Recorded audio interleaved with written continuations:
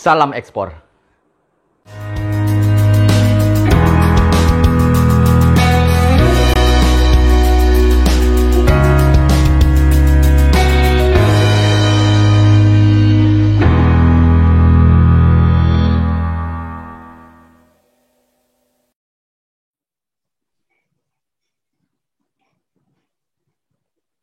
Assalamualaikum warahmatullahi wabarakatuh. Selamat pagi, salam sejahtera, salam sehat selalu bagi kita semua, dan salam ekspor.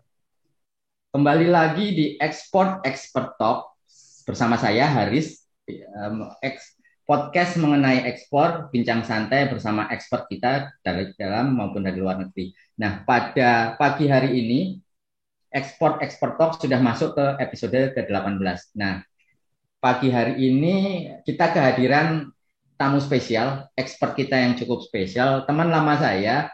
Hari ini kita kehadiran Mas Wahyu Lis, ada ide aja. Wah, ini namanya agak-agak menarik nih. Selamat pagi Mas Wahyu. Selamat pagi Mas Haris. Apa kabar? Salam ekspor. Salam ekspor, betul. Matur nuwun nih sudah hadir di acara podcast pada pagi hari ini. Iya, sama-sama Mas Haris. Nah, ini acara ini hadir di TV Desa, hadir tiap hari Sabtu, Mas Wahyu, jam 9 sampai 10 pagi. Jadi kita memberikan informasi, memberikan penyemangat kepada rekan-rekan kerabat desa, eksportir dan calon eksportir mengenai ya tips dan triks lah mengenai ekspor. Nah, mungkin belum tahu nih siapa Mas Wahyu Lis ini. Mungkin sebelum kita ngobrol lebih detail, lebih dalam, kita mau putar dulu profilnya nih. Silakan.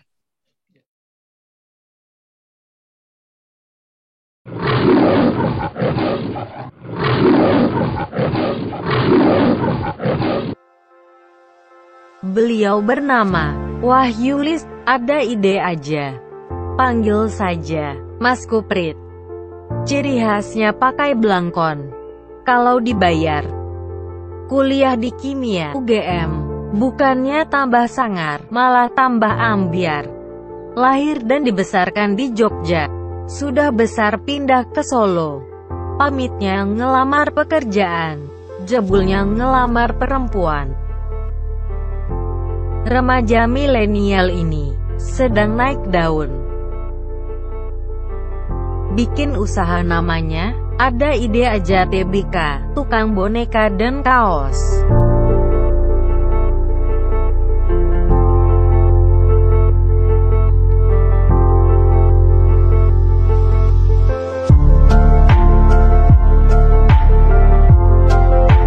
Artis papan tulis ini punya segudang prestasi.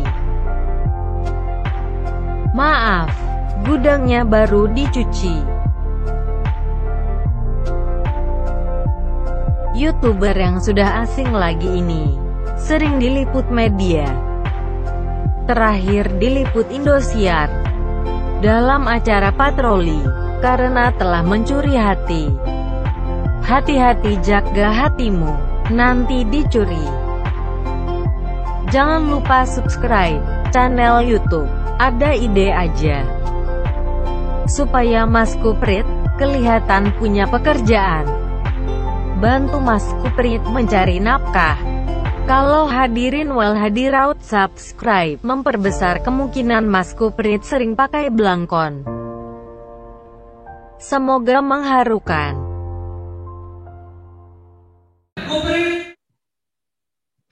Wah, terharu saya Mas. Jadi saya manggilnya Mas Kuprit nih ternyata nih. Nah ini Mas Kuprit nih, mungkin bisa ceritakan nih kenapa dipanggil Mas Kuprit dulu nih. Kita biar clear dulu. Kenapa bisa dipanggil begitu? Terus kemudian ya ini kita pengen tahu lebih detail nih. Kenapa berani buka TBK? Kan kita tahu buka TBK itu besar sekali itu modalnya. Nah itu modalnya bagaimana? Terus sudah expand kemana saja nih? Monggo Mas Kuprit. Ya, baik, terima kasih waktunya. Mungkin langsung saja seperti di video tadi, agak nggak ngenah dikit videonya. Tetapi itu memang style saya. Jadi termasuk ke dalam brand saya yang yang menghadirkan sesuatu hal yang unik dan berbeda. Gitu. Sama kayak nama personal itu kayak Kuprit itu kan nama panggilan waktu kuliah, Mas itu. Oke. Mungkin lebih menekankan nih. Jadi tema pada pagi hari ini kan membuat brand Gombal menjadi global ya. Ini Iya. menarik sekali tadi karena bicara masalah style, masalah nama si Kuprit. Nah, ini kan kita perlu memperjelas nih, kenapa kita butuh brand itu dan kenapa harus global nih, Mas Kuprit nih. Iya. Jadi dari awal memang sejak mulai usaha saya mulai tahun 2008. Udah agak lama gitu ya untuk kaos plesetan gitu ya, kaos plesetan.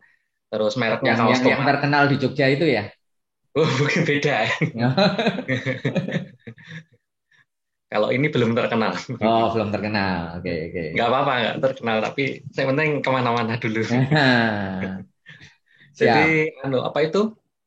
Memang harus pakai brand ya. Pertama, kalau orang Jawa itu brand payu supaya laku. Tapi itu apa ya? Brand itu kan sesuatu hal yang ada di benak orang tentang diri kita atau produk kita. Nah, itu yang ingin saya tancapkan ke benaknya orang dulu. Itu bahwa brandnya Mas Kuprit kayak kaos plesetan, kaos tomat itu memang identiknya ya dengan yang plesetan yang lucu-lucu seperti itu. Ya. Pentingnya brand di situ.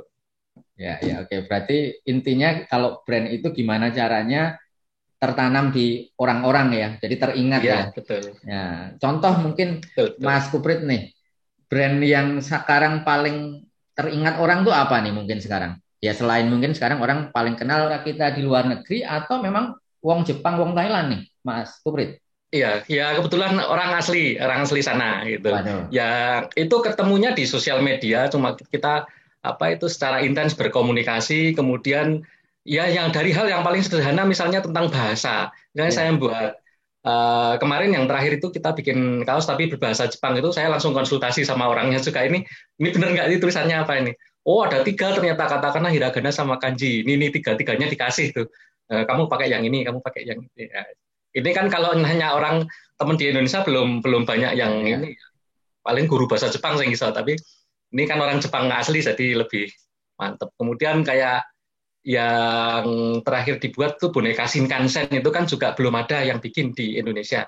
Saya bikin, kemudian konsultasi langsung juga sama teman saya di Jepang itu. Kebetulan dia orang fashion. Itu boneka yang harus janjian ya, Mas ya? Iya.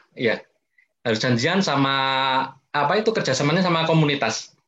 Oke. Komunitasnya komunitas diaspora atau komunitas orang yang di sana? Iya, ada. Kalau yang kayak lokomotif itu tentu komunitas pecinta sepur ya. Semboyan 35 atau pecinta kereta api gitu ada sendiri. Waduh.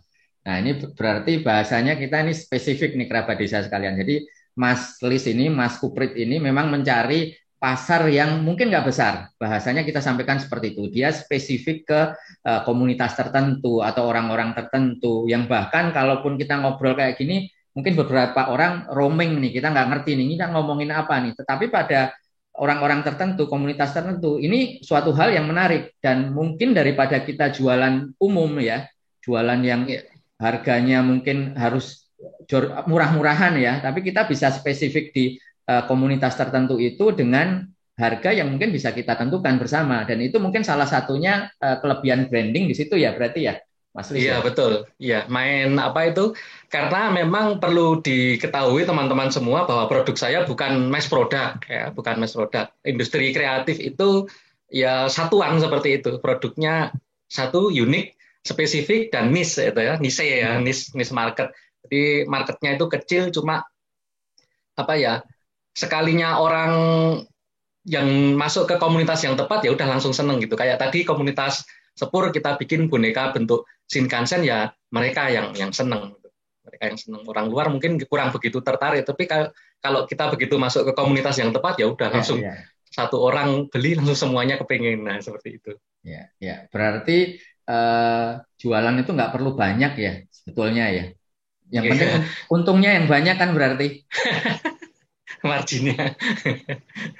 Betul. Nah itu ini sebenarnya salah satu strategi kita dalam rangka masuk ke suatu pasar. Apakah kita mau ngambil pasar yang besar, tetapi tentu kompetisinya juga besar. Tetapi mungkin kalau kita bisa tentukan ke pasar yang tadi niche market tadi itu.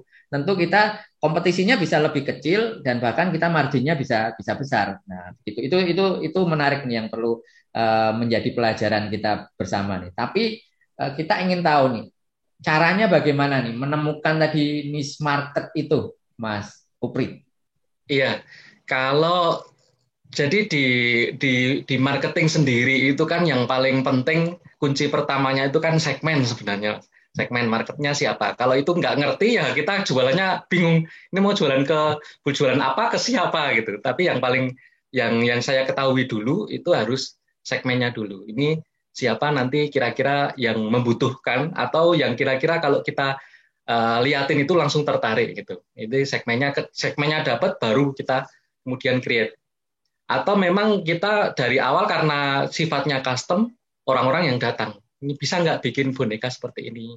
Komunitas dokter gigi ada juga yang dentis, itu bisa nggak bikin boneka yang bentuknya gigi untuk boneka tangan, dongeng anak-anak? Nggak bisa seperti itu. Jadi malah mereka sendiri yang masuk dan memberi inspirasi. Oh ternyata ada komunitas seperti ini, ternyata ada komunitas masak-masak, itu kita bikin boneka yang safe seperti itu. Malah banyak ini marketnya sebenarnya, cuma segmennya adalah komunitas itu seperti itu. Oke. Berarti memang spesifik ya ini ya, Mas Bubut ya. Nah, ini kalau bicara tadi kita mencari komunitas, sekarang kalau kita bicara seperti itu pasarnya berarti kan umum nih, global ya. Global itu bisa dalam ataupun dari luar negeri. Caranya sama nggak nih kita mendapatkan pasar di dalam sama di luar negeri? Mendapatkan komunitas dalam sama komunitas luar negeri itu caranya sama nggak nih, Mas Lis? Kalau ini berbeda, pasti berbeda. Karakternya orang Indonesia dengan yang di luar itu kan tentu berbeda gitu dari budayanya dan sebagainya. Cuma yang pengalaman saya sendiri, kalau misalnya selama ini yang saya lakukan memang saya harus kenalan dulu sama orang targetnya kalau yang di Amerika saya kenalan lewat Instagram gitu, kenalan intens, kemudian cerita, baru kemudian masuk ke bisnis saya, usahanya ini bisa nggak sampel ke sana, mereka tertarik, baru masuk inquiry atau PO ya, purchase order masuk seperti itu. Kalau orang Indonesia rata-rata kan orang visual ya, jadi lihat di Instagram atau di TikTok ya seperti itu, kemudian tertarik beli. Dan di orang luar negeri sendiri kayak sosmed mungkin masih kurang percaya gitu dengan lihat Instagramnya masih kurang valid, apalagi yang bisa dilihatin di website ada nggak lah, seperti website itu, terutama website itu ditanyakan. Jadi makanya saya tadi menekankan dari awal literasi itu penting, karena kita dengan misalnya nulis blog gitu ya, nulis blog itu kan akan menambah orang lebih percaya. Oh ini orangnya benar-benar ada ceritanya, ada alamatnya, Google Map-nya ada, kemudian detail sekali dari awal, foto-foto pas produksi, foto-foto pas packing misalnya ya, sesimpel itu membuat orang lebih percaya. Dan itu saya tuangkan semuanya di website atau blog seperti itu, Mas. Oke. Berarti memang kata kuncinya juga untuk brand itu visibility juga ya, gimana orang biar kenal ke kita ya. Nah, terus kalau umpamanya untuk milih brand nih, Mas Kuprit nih, kita ada nggak tipsnya untuk milih brand itu bagaimana? Tadi sampaikan si Kuprit lah itu brand. Tapi kalau untuk UKM yang lain nih, kita mau menentukan brand itu caranya seperti apa? Iya, jadi kan mungkin merek itu bagian dari brand, tapi brand itu bukan sekedar hanya merek atau logo ya. Lebih ini menarik nih. Saya pikir brand sama merek ini sama nih, bisa diceritakan nih. Merek itu bahasa visual untuk berkomunikasi saja. Cuma kalau brand itu kan nggak kelihatan ya, brandnya adanya di benak orang gitu, yang kita tancapkan. Oh si Kuprit itu loh yang ada komiknya lucu-lucu ya kayak gitu. Apa yang diingat orang tentang kita itu yang sebenarnya brand lah. Itu visualnya mungkin dalam bentuk namanya yang menarik atau kemudian logonya. Karena banyak yang itu pembahasan lebih advance ya. Misalnya ada orang yang tanpa merek atau tanpa logo pun orang ingat terus gitu. Ada juga yang seperti itu. Memang dari awal kan melegenda istilahnya. Bagaimana membuat produk kita itu menjadi legenda. Nah ini yang PR-nya kita ke depan seperti itu, Mas. Jadi memang brand itu terbentuk karena konsistensi kita sebagai entrepreneur atau sebagai produsen ya untuk mengkomunikasikan Jadi saya secara konsisten saya mengkomunikasikan dengan media apa. Salah satunya ya ada boneka maskot sama komiknya Kuprit yang setiap hari dipublis di post gitu. Oke. Wah, berarti menarik ini. Nah, selain itu tadi hubungannya nih, Mas Lis, kita bicara lagi mengenai si Kuprit itu sendirilah supaya kita memberikan penyemangat kita. Tadi kan disampaikan backgroundnya ternyata bukan di bidang desain ya, lebih tepatnya ya, malah Iya, bukan. di kimia tadi ya. Iya, saya dari kimia, Mas. Nah, hubungannya apa nih antara kimia sama sekarang bisa jadi tukang boneka, jadi motivator ini seperti apa ini? Jadi antara saya dan usaha saya kan harus ada chemistry lah. Itu chemistry itu kimia. Jadi tetap ada hubungannya ya ternyata ya. Wah, Iya. ada betul. Ini seperti ini. Boneka Kuprit. Oh, ya. Itu. Nah, terus nih Mas Lis, Iya. nanti ini kita nanti ada di sesi berikutnya yang kedua nanti kan saya tanya ke Mas Kuprit mengenai yang tanya mengenai dari Zoom dan juga mengenai yang dari YouTube ada yang akan bertanya langsung di sini. Tetapi Iya. sebelum itu mungkin bisa juga disampaikan yang paling susah nih kira-kira kalau kita hubungan dengan customer di luar negeri. Tadi kan kendalanya apa? Mungkin bahasa ya yang paling utama ya. Nah, Iya. untuk mengatasi kendala tersebut bagaimana nih, Mas Kuprit?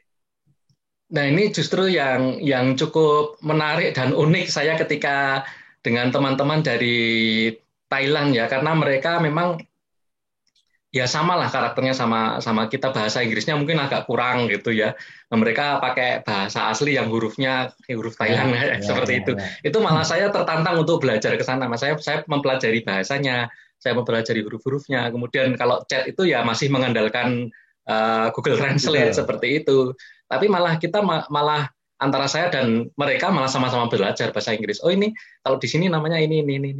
Karena kenapa pertama saya memilih Thailand itu budayanya mirip-mirip, santunnya juga mirip lah, jamnya pun mirip kan WIB ya, waktu ing Bangkok kan podo karo Jakarta kan Jawa gitu, itu sama. Jadi banyak kesamaan, sama-sama orang Timur yang kemudian budayanya dicocok-cocokkan, industri kreatifnya juga mirip-mirip Mas, mirip-mirip. Kemajuan industri kreatifnya ya meh podo antara Indonesia dengan Thailand gitu, makanya saya tertarik ke sana. Kalau Jadi kendala secara berat nggak ada, bahasa tok itu. hanya bahasa ya. Iya, paling bahasa. Berarti intinya juga di kita kan, berarti kita mau belajar, mau mengetahui bahasanya mereka, kendalanya itu bisa kita cari solusinya lah kan ya, begitu ya, Mas Iya. Kuprit ya. Nah, Iya. kalau tadi kan disampaikan antara Thailand dan juga Jepang itu dua-duanya kan bahasanya bahasa tersendiri dan bisa dibilang dua negara ini yang nggak mau atau mungkin susah bahasa Inggrisnya kan itu tadi. Iya, betul. Nah itu malah menarik ini ada Thailand dan Jepang. Lebih susah bahasa Thailand atau bahasa Jepang nih, Mas Kuprit? Bahasa Jepang karena ada tiga itu tadi kan, katakana, hiragana seperti itu kan nggak bisa belas raisa. Cuma iya, tapi dua-duanya menang karena memang saya basicnya seneng ya berkomunikasi itu, apalagi kalau bisa ngomong dan nyambung walaupun sedikit-sedikit, walaupun cuma apa ya, arigato kayak gitu. Kalau di Thailand ya cuma sawadikap ya kayak gitulah udah. Tapi menarik, seneng. Mereka juga seneng kok lihat kamu dari Indonesia ya kok bisa bahasa Thailand, kok bisa bahasa Jepang seperti itu. Ya udah ada Google Translate saya bilang gitu. Tapi seneng Mas, seneng ini apa itu saling bertukar ini budaya, kemudian saling informasi tentang gimana perkembangan COVID di sana. Nah, itu jadi bahan pembicaraan juga sih selama ini gitu. Oke. Jadi bagus. Berarti intinya kita nggak hanya bicara mengenai dagangan kita saja ya, berarti ya kita coba pahami mereka itu siapa, kondisi mereka bagaimana, itu salah satu bentuk cara kita jualan juga kan berarti ya, Mas Kuprit. Iya. Ya, kadang mereka juga kayak yang di Jepang ini kan kayak boneka Shinkansen sendiri malah nggak ada, Mas. Ada tapi bentuknya itu apa ya, kayak ya dari plastik seperti itu yang bentuk plus atau boneka ini kan belum ada. Mereka tertarik, bikin ya itu kirim untuk Indonesia atau Jepang, ini kirim ke Jepang. Saya bilang ini kirim ke Jepang untuk komunitas di sana juga. Oke. Wah, ini menarik ini. Terus kemudian tadi nanti kalau memang ada contohnya bisa dilihatin ke kita nih, Mas Kuprit nih, boneka yang tadi Shinkansen itu seperti apa, terus yang dari Thailand itu seperti apa, atau mungkin nanti kalau memang bentuk foto di-share lah ke kita supaya kita memberikan semangat nih. Ternyata yang simple ya kalau kita bicara seperti itu, produk simple kita, produk kreatif kita pun bisa diterima di luar begitu. Iya. Terus selain produk itu, kira-kira ada yang lain nggak nih dari Sikuprit nih?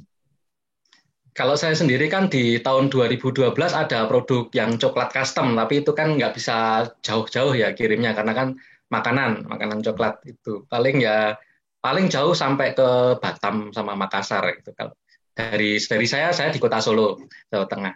Itu coklat dari 2012 sampai sekarang masih juga custom juga. Jadi kenapa saya memilih produk itu hampir semuanya ya boneka sama coklat ini custom ya karena memang salah satu karakter customer Indonesia itu kan suka yang sesuai dengan keinginannya dia sendiri. Siapa itu? Kebutuhan sosialnya juga tinggi, artinya kalau dia punya produk dengan fotonya sendiri, misalnya itu lebih seneng. Customer Indonesia kan karakternya seperti itu. Lucu nih pakai foto keluarga, seperti itu. Atau dirinya sendiri pesan untuk dijadikan boneka. Nah itu memang sudah jadi karakternya, makanya saya masuk ke segmen yang seperti itu. Wah. Berarti ini kata kunci juga nih. Memang custom itu lebih mempunyai peluang yang cuannya lebih besar lah kalau seperti itu. Nah ini nanti mungkin kita akan bicara lebih detail lagi. Kenapa harus seperti itu? Kenapa harus spesifik dan caranya bagaimana? Tetapi kita tunggu setelah pesan-pesan berikut ini, Mas Kuprit. Oke, siap. Salam ekspor. Kerabat desa. Kita kembali lagi ke ekspor talk. Nah, ini sesi mungkin tanya jawab ya dengan expert kita. Ada Mas Wahyulis, ada Ide aja. Beliau dipanggil Sikuprit. Nah, ini nanti bisa bertanya secara langsung. Ini kebetulan nih Mas Kuprit ada ya, Mbak Dini ya yang ingin bertanya secara langsung. Nggih. Oh, silakan Mbak. Apa yang mau ditanyakan ke Mas Kuprit nih? Boleh. Nah ini salam kenal Mas Kuprit. Iya. Nah ini yang menarik sekali dari idenya Mas Kuprit ya, menjadikan hal-hal yang sangat. Tadi saya lihat promosinya memang unik Mas. Jadi saya sedikit tergelitik ke sana gitu ya. Jadi yang pertama dari perusahaan yang Mas tadi sampaikan itu TBK, saya pengen tahu ya sedikit kepo. TBK itu kan memang disampaikan memang nggak mudah ya. Boleh tahu nggak awal dari perjalanan bisnisnya itu sampai menjadi TBK? Apakah langsung TBK? Ya. Iya. Mungkin yang kedua. Kira-kira nih, ini kan kebetulan saya juga punya link di buyer di luar negeri. Boleh nggak kalau sekiranya saya boleh bantu pemasaran? Nah, kira-kira range-nya itu kalau ini berapa gitu loh, atau beberapa hal yang nantinya bisa kita sampaikan ke buyer itu hal-hal apa aja gitu loh. Misalkan mungkin apakah kita menyentuh kebudayaannya atau hal apa. Nah, ini saya pengen tahu dari Mas Kuprit secara detail, paling tidak ketika kita menyampaikan ke buyer itu ngena gitu loh Mas. Jadi nggak sekedar nggak sekedar pemaparan biasa yang nantinya ujung seperti global biasa kayak produk-produk biasa. Nah ini kan berbeda gitu loh. Nah ini menarik sekali. Nah saya pengen bantu pengen bantu pemasaran sedikit banyak ke arah sana. Nah nanti tolong dibantu. Terus saya mungkin bisa minta share kontaknya panjenengan jika diizinkan sama Pak Haris nanti. Jadi itu aja. Sukses untuk Mas Kuprit dengan brandnya yang luar biasa. Nah mungkin Mbak Dini nih sebelum Mas Kuprit menjawab kan perlu tahu juga nih produknya apa. Jadi biar kita tahu Mas Kuprit bisa menjelaskan kira-kira yang cocok caranya seperti apa begitu loh. Produknya apa nih, Mbak Dini? Kalau saya sih produknya lebih ke general, Pak Aris. Jadi kayak saya ada Koperasi Ekspor Indonesia Madani, Pak Aris. Jadi koperasi ini adalah koperasi yang identik dengan empon-emponnya Indonesia. Jadi ini berbeda, tetapi terkadang saya bertemu dengan orang-orang yang memang unik dan different, yang meminta produk yang sangat-sangat limited edition ya. Jadi yang ini yang perlu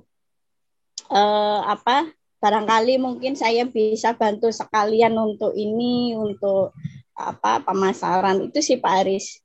Oke, berarti produknya umum ya. Terus tadi kalau ada negaranya, ada negara spesifik nggak, Mbak Dini?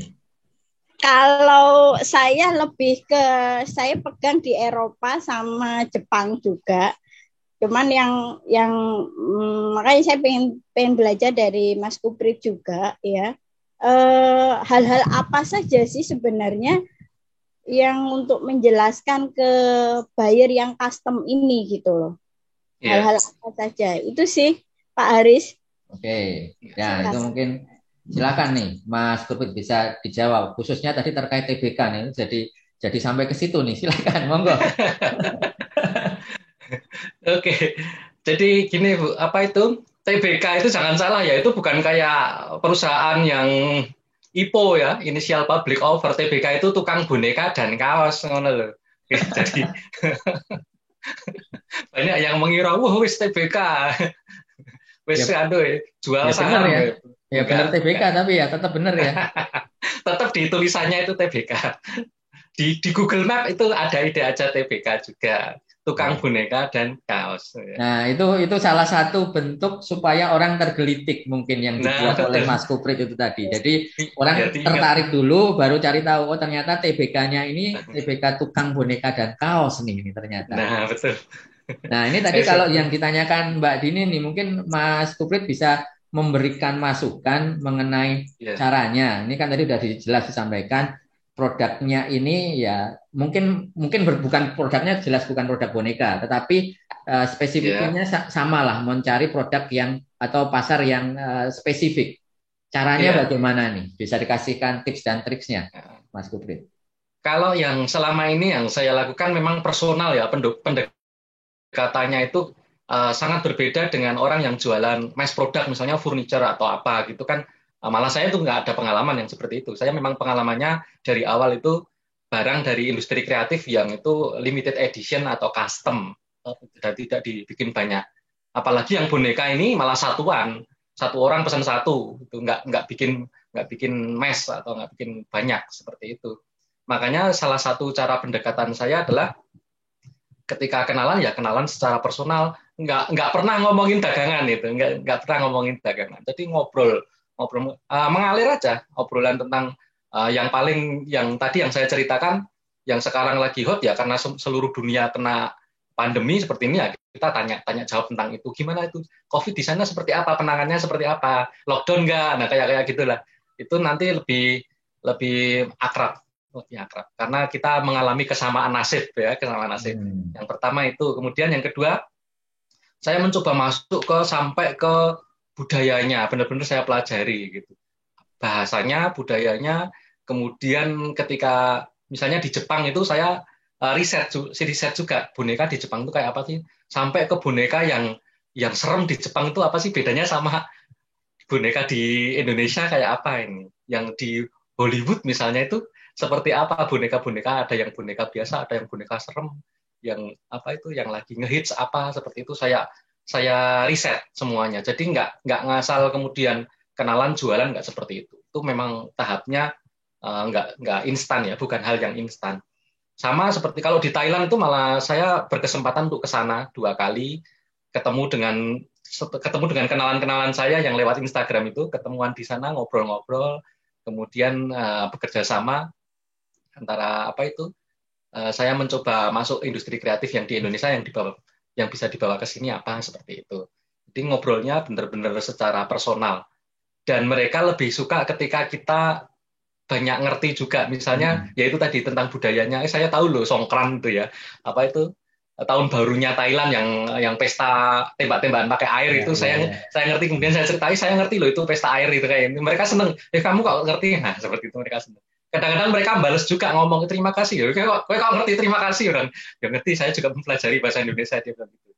Jadi apa itu saling mengerti bahasanya itu jadi menarik, kemudian ngerti budayanya itu jadi lucu. Mereka juga yang dikenal kayak Bali, Borobudur itu apa itu wihara Buddha terbesar di dunia kayak gitu. Ya kita sedikit bangga juga itu, bangga Indonesia dikenal ininya, ikon-ikonnya dikenal sampai. Bahkan ketika apa itu boneka Kuprit ya, boneka Kuprit ini kemudian kan endorse-nya artis Thailand endorse, kemudian banyak yang komen itu namanya batik ya, yang dari Indonesia ya, seperti itu. Langsung masuk karena karakter Kuprit kan karakter saya ya, pakai belangkon, pakai ini jas seperti itu, kacamata bolongnya juga sama gitu.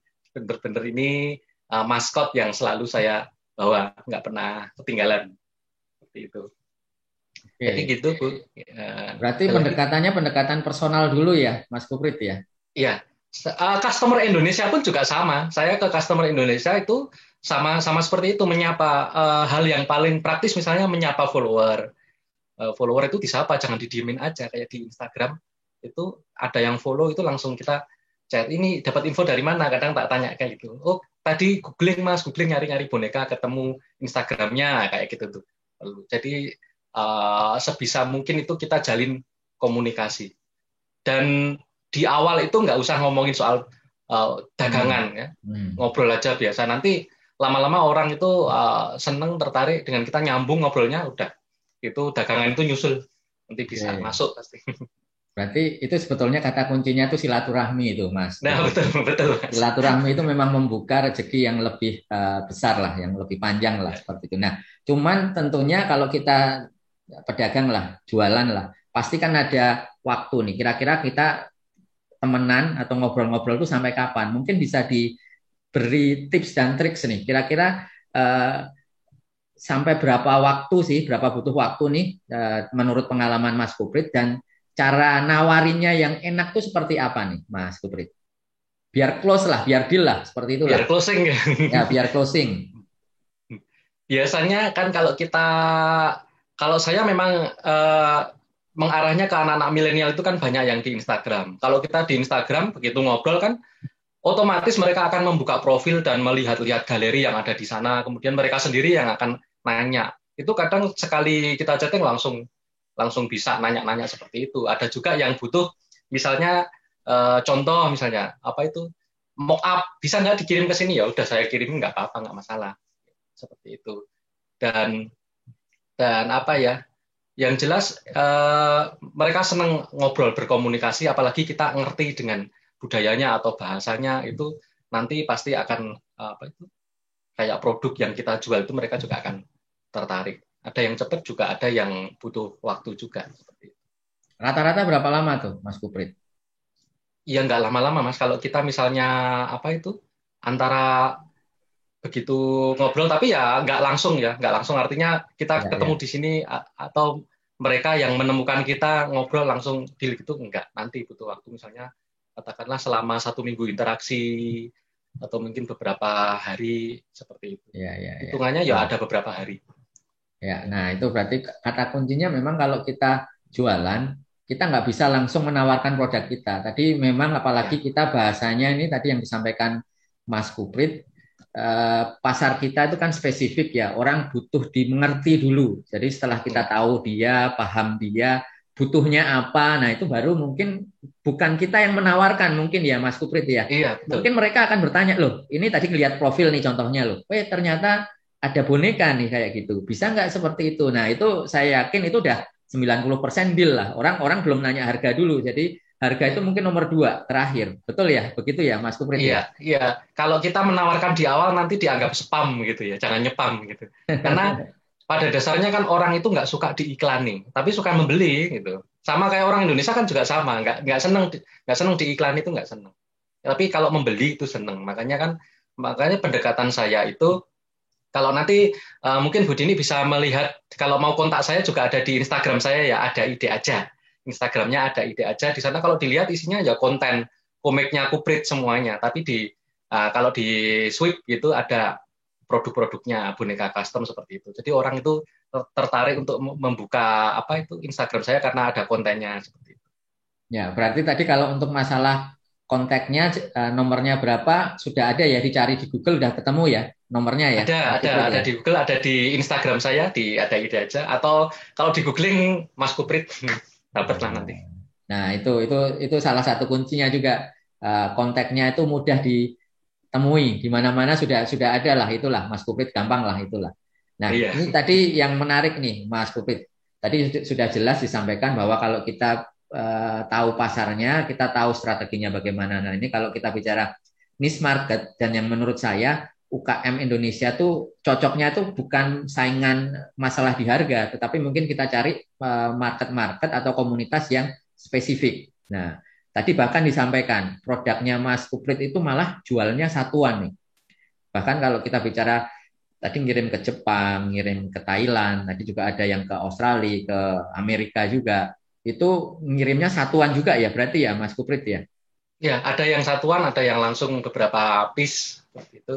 Oke, tapi intinya kan produknya enggak satu kontainer lah seperti itu kan. Berarti kan memang belum pernah. Nah, spesifik, tetapi spesifik ini tadi. Caranya ngirimnya seperti apa nih kalau kita bicara cara pengiriman? Kalau pengiriman ya pertama kita memanfaatkan yang ada di Indonesia, kayak misalnya pos seperti itu, atau mungkin yang ditunjuk teman-teman di sana, kayak di Thailand itu misalnya mereka ada ekspedisi sendiri yang ada buka cabang di Indonesia seperti itu. Jadi kita tergantung apa itu yang ada di sini aja.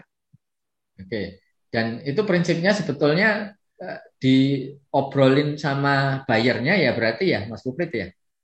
Iya, ada diobrolin juga sama buyernya. Ada juga yang kalau misalnya itu ordernya melalui e-commerce itu kan sudah ada pilihannya. Jadi tergantung pilihannya seperti itu.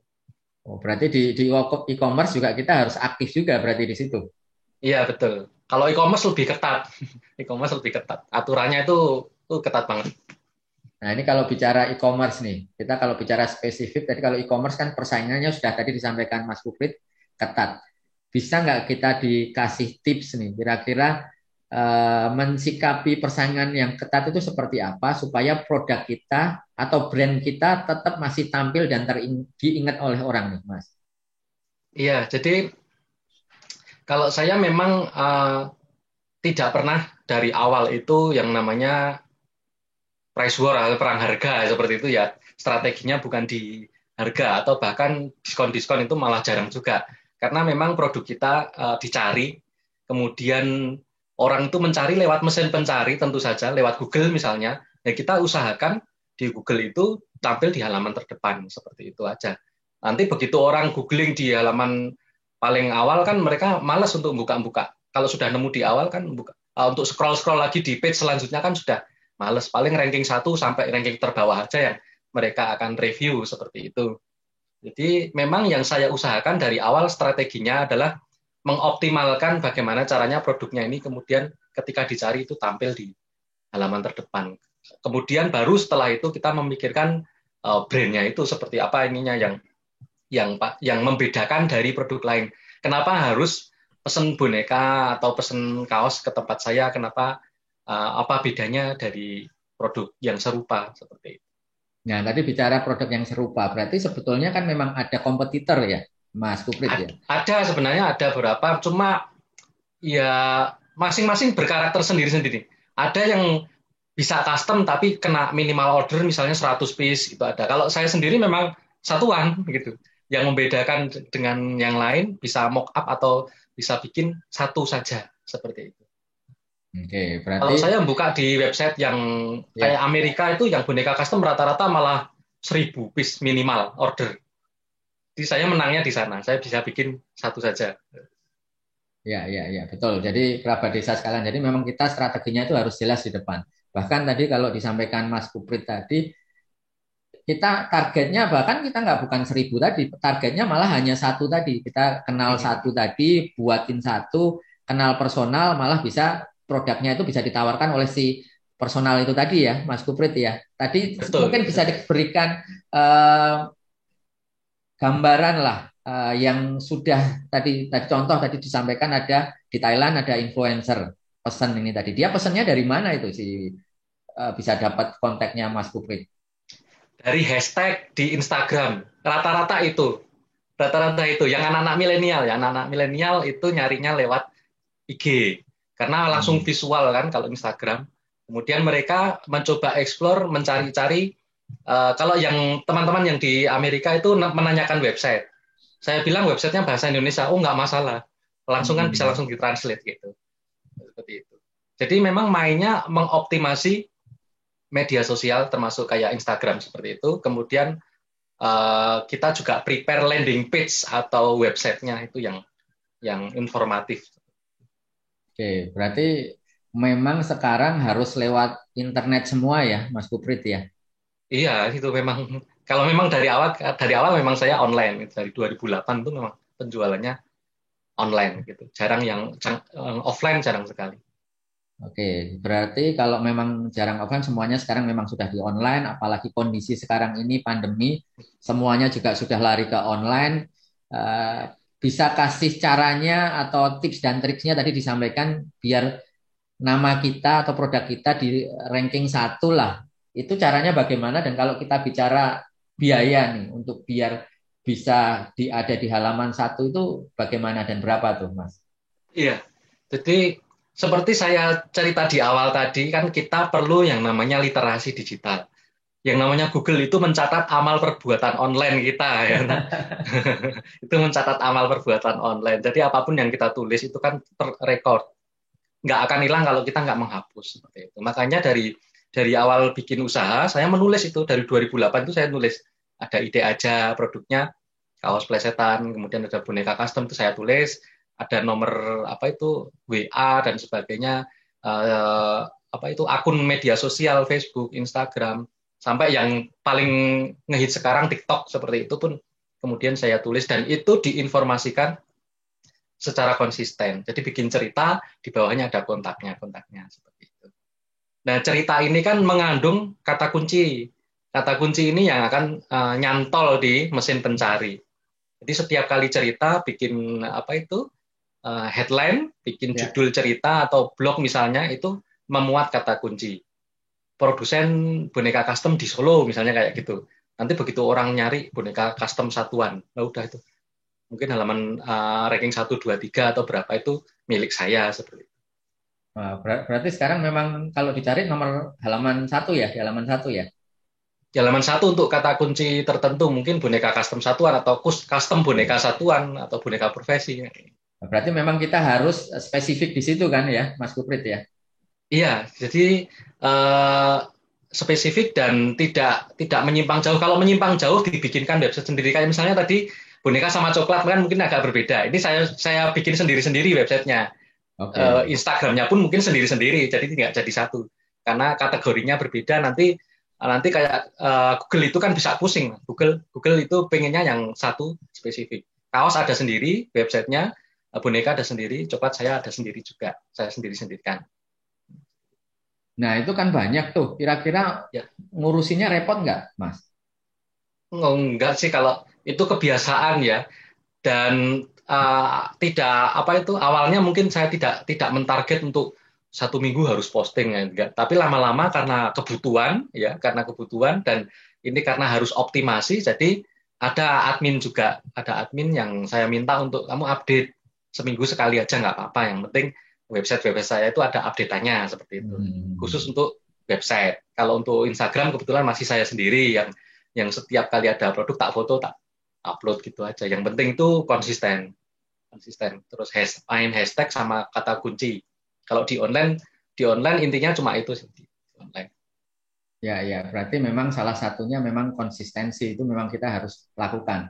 Jadi kalau memang sudah punya website, sudah punya akun sosial media, itu enggak, atau mungkin tadi toko e-commerce itu juga harus di-maintain. Kita nggak bisa hanya buka toko tetapi nggak dilihatin tiap hari. Jangan-jangan di toko itu ada yang ngechat, nanyain boneka. Jawabnya seminggu udah lewat kan ya, Mas Kuprit ya? Betul, Mas. Itu juga kuncinya itu di fast respon itu tadi. Karena kan orang itu online itu kan cepat sekali berpindah ke lain HT ya. 2 menit ya dibales itu kan nyari yang lain, Mas. Nyari yang lain. Jadi memang waktunya itu terbatas kalau apalagi e-commerce yang sudah ada fasilitas kayak chatnya seperti itu kan langsung chat itu langsung harus kita balas cepat-cepat. Ya. Wah ini, nah ini nggak terasa kita hampir 1 jam nih, Mas Kuprit. Jadi kita bicara mengenai siapa itu Sikuprit, produknya apa, caranya bagaimana bisa mencapai di target pasar tertentu. Nah, kita ingin tahu nih sebetulnya mungkin semacam last statement dari Sikuprit, dari Mas Wahyulis, ada ide aja nih. Gimana caranya kita kerabat desa, viewers kita ini calon eksportir dan mungkin eksportir atau mungkin yang memang dia spesifik di pasar di dalam negeri.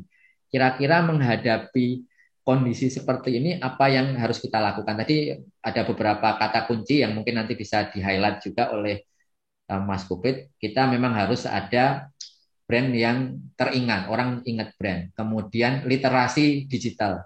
Dan mungkin kita kalau bicara seperti itu bisa dikasihkan ke kita tips dan triksnya apa, sosial media yang paling cocok apa supaya kita bisa ya menjadi perusahaan yang TBK lah, mungkin lah TBK yang betulan ya ini ya, seperti si Kuprit ini tadi. Monggo Mas Kuprit. Baik, jadi karena sekarang semua di tengah pandemi kan semuanya harus bergerak cepat, lincah, kemudian mendadak semuanya online gitu ya. Yang tadinya nggak jualan terus mendadak jualan. Karena mungkin kena PHK atau perusahaannya baru memberhentikan sementara dan sebagainya, itu banyak yang harus bertahan hidup. Bagaimana caranya ya jualan. Kemudian satu-satunya jalan mereka online. Mungkin yang lokal itu biasanya menggunakan grup WA, itu cukup untuk satu perumahan jualan sayur atau jualan makanan itu. Kemudian yang lebih luas lagi menggunakan sosial media kayak Instagram atau mungkin TikTok dan sebagainya. Kemudian lebih luas lagi Google seperti itu. Dan mungkin satu tambahan lagi buat teman-teman, reputasi itu ya, reputasi. Bagaimana caranya perusahaan kita itu bukan hanya dikenal sebagai palu gada ya, apa-apa dijual ya, apa-apa lu mau gua ada. Jangan tapi harus yang spesifik. Oh, Mas Kuprit itu loh yang jual itu kaos sama boneka. Makanya TBK, bukan boneka dan kaos. Itu yang pertama saya lakukan adalah kalau dicari di online harus ketemu. Minimal alamat atau apa itu bikin alamat di Google Map. Itu langkah yang paling praktis yang bisa dilakukan teman-teman supaya reputasinya ada atau naik gitu ya. Terpercaya ininya apanya perusahaannya. Oh, ini ada beneran, ada mapnya, ada foto-fotonya. Kemudian di map itu kan orang bisa ngasih ulasan tuh, review. Itu paling penting juga karena itu testimoni dari orang. Jadi kita makin akan dipercaya. Kemudian literasi itu tadi contohnya menuliskan cerita usaha kita, dan yang terakhir komunikatif. Yang saya lakukan berkomunikasi dengan follower, kemudian berkomunikasi dengan teman-teman baik di Indonesia maupun di luar negeri, mempelajari karakter mereka, kemudian juga fast respon. Itu yang paling penting, jangan sampai orang ngechat kemudian kelamaan. Itu yang selama ini saya praktekkan dan alhamdulillah masih jalan, masih bertahan sampai sekarang. Usahanya juga itu aja, kaos sama boneka itu yang terus dari awal sampai sekarang, sampai diingat orang gitu. Oh, ini Mas Kuprit yang TBK. Seperti itu, Mas. Semoga mengharukan.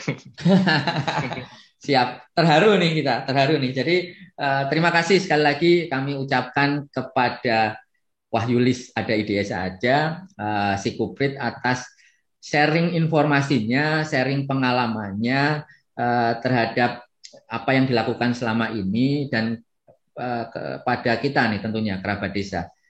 Kuncinya mungkin kepada kerabat desa bahwa kita kalau mau ekspor atau kita mau jualan lah, mau itu ekspor, mau itu di dalam negeri, kata kuncinya kita harus konsisten. Itu jelas, konsisten. Terus kemudian tadi membuka usaha, membuka komunikasi dengan buyer itu tidak langsung, tidak straight. Jadi kita nggak harus jualan, umpamanya kita ada jualan boneka, saya nggak tahu. Nggak pernah Mas Kuprit ini langsung jualan boneka menawarkan kepada siapapun juga. Jadi gimana orang supaya tahu kita, brand kita, dan akhirnya bukan kita yang menawarkan ke mereka, kuncinya tadi itu, tapi mereka yang mencari tahu dan akhirnya mereka tergerak untuk membeli, kan begitu ya. Terus kemudian kalau kita bicara saat ini, bahwa ini sekarang sudah literasi digital, apa yang dilakukan ini semuanya sudah online. Apa yang kita lakukan sekarang, bahkan mungkin nih Mas Kuprit mau saya undang di hari Sabtu jam 9 sampai jam 10 pagi ini kelihatannya memang salah satu strateginya beliau supaya masuk ke literasi digital. Nah, itu tadi dan juga utamanya juga untuk menyambung silaturahmi. Jadi kerabat desa betul yang dilakukan oleh si Kuprit tadi bahwa semuanya itu dimulai dengan silaturahmi, kita kenal dulu, kita bisa paham siapa calon buyer kita, calon customer kita. Setelah kita paham mereka, mereka tentu akan terbuka dengan kita dan tidak hanya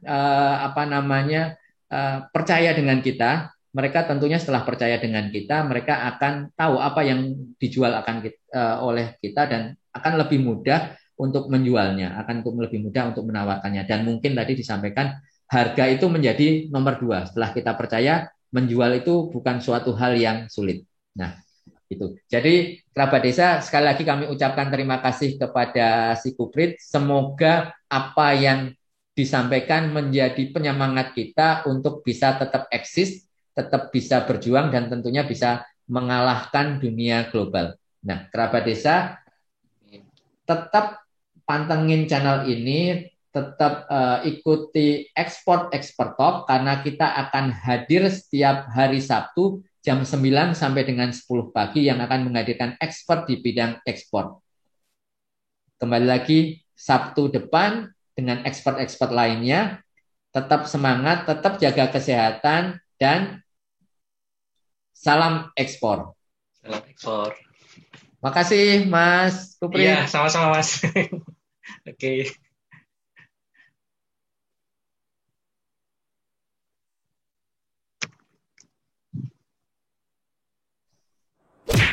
Salam ekspor.